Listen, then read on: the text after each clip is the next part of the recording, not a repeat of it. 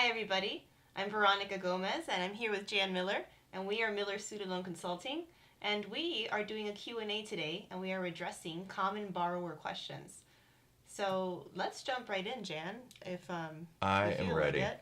Yeah. Okay, I do. Throw any question, throw it at me. Okay, got it. So I have a really good one from Jesse from Chicago, Illinois, and he writes, "Hey guys, I'm in PSLF. If I miss a payment or recertification deadline or change employers, do I have to start over on my qualifying payments?" So common question. What if I mess up and do I lose all the payments that I've made? No. In fact, there are only two things that start the clock over. Number one, you consolidate, which that starts you from ground zero, no matter where you're at. And hopefully you've done that already if you need to. Or number two is default. So if you fully default on the loans and rehabilitate them, bring them back into good standing, you'll still have to start from scratch. Anything else, and it doesn't. So for example, you can change employers, you can change income-driven plans. So if you switch from IBR to repay, for example, you still keep the qualifying payments you already made. They transfer over.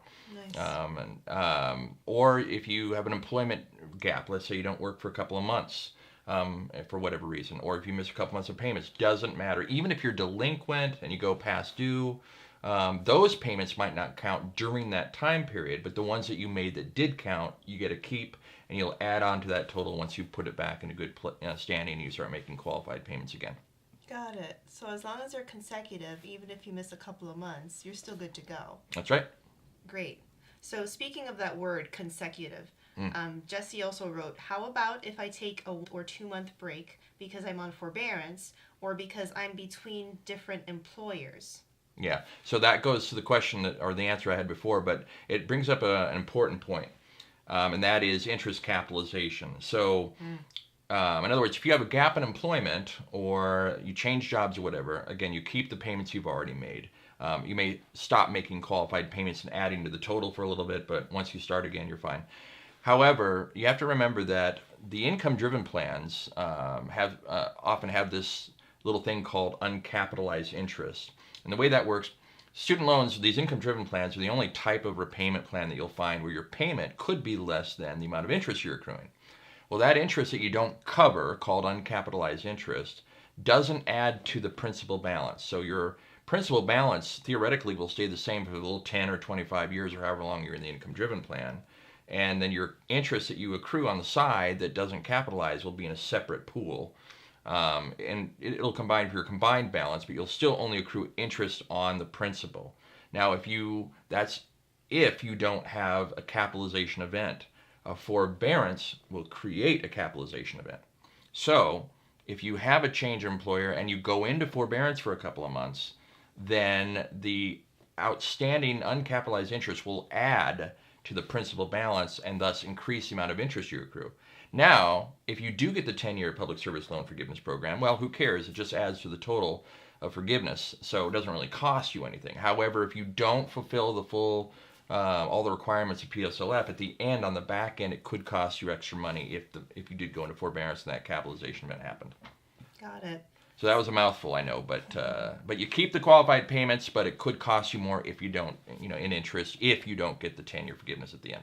Got it. That's the short answer.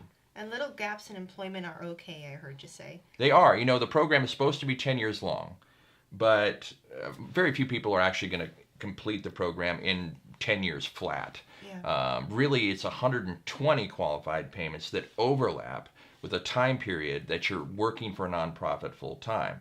So you have to be making qualified payments to a qualified loan types in a qualified income-driven program while you're working for a nonprofit. If you meet all those criteria at once, then each payment you make under that criteria count towards the 120 total. Once you get to 120, then you can apply for the forgiveness. Okay. Yeah. Makes sense. Complicated, but it makes sense. Yeah, it's one of the things that at first it looks simple. There's just 3 criteria, but it has many nuances. In execution, it's a lot more. That's the other thing. Complicated. Yeah, getting loan servicers to actually execute, challenge sometimes. That's a whole other question. Okay, thanks, Jan. Yeah, that's another show. Jesse, I hope that helped. Let's see. Next question, we will address Sarah from Cambridge City, Massachusetts, and she wrote, I just started in the PSLF program. However, I've been working for a nonprofit for 3 whole years now. Do any of my prior payments count? Right, it's a good question. So, possibly, but unlikely. So that's my answer to that. Oh. Obviously, I'd have to see the situation, but let me give an example where it may count. Now, a lot of people may not be aware, but in addition to the 4 income-driven plans, a 10-year standard payment, in other words, the amount of payment required to pay the loan off in 10 years, is also a qualifying payment for the Public Service Loan Forgiveness Program. So if you were in the 10-year standard before you were aware of the income-driven programs or the program, and you were making 10-year qualified payments while you were working for a nonprofit, and you had direct loans, then yes, those payments would count. Or if you were already in an income-driven plan and just learned of public service loan forgiveness, if you worked for a nonprofit for those 3 years, and do you have a sneeze? Cutting that out. Definitely not cut that out. That's too great. No. I really want to keep that. Really? Yeah. I had to sneeze. It went away. It was like on my left It was nostril. wonderful. Super weird. So where was I? I don't know. Achoo, PSLF. Yeah.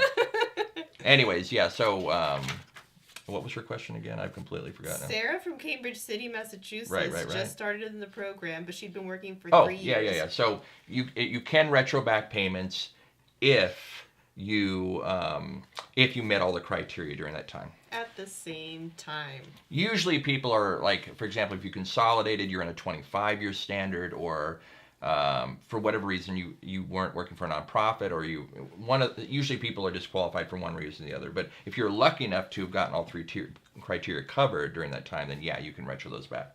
Because basically you got to work at first before you get approved anyways, right? So when you send your employment certification form in, that's after the fact. You're getting approved for time already worked, right? So basically you're retroing back payments every time you send in an ECF form. Well, I hope that's the case for Sarah, that all of her payments did qualify, because 3 years is quite a long time. Cross my fingers for you, Sarah. We're rooting for you. And now let's get to Disha's question. Disha writes, from Los Gatos, California, Fed Loan Servicing advised me to file my taxes married separately in order to lower my payment. I'm in a common property state. Is this the right step to take? All right, so common property, that's the key word there. And that complicates things. The first thing I want to talk about is you need to raise your eyebrow whenever Fed Loan tells you to file your taxes separately to lower your payment, because in a lot of cases it may not be necessary.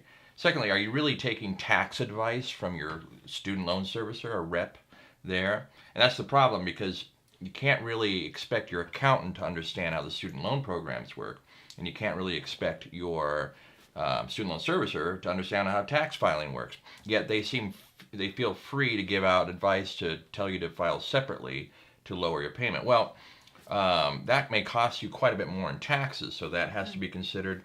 Also, common property complicates things, because the way your payment or your income is calculated in separate filing with common property is different from that in a non-common property state. So let me give you an example.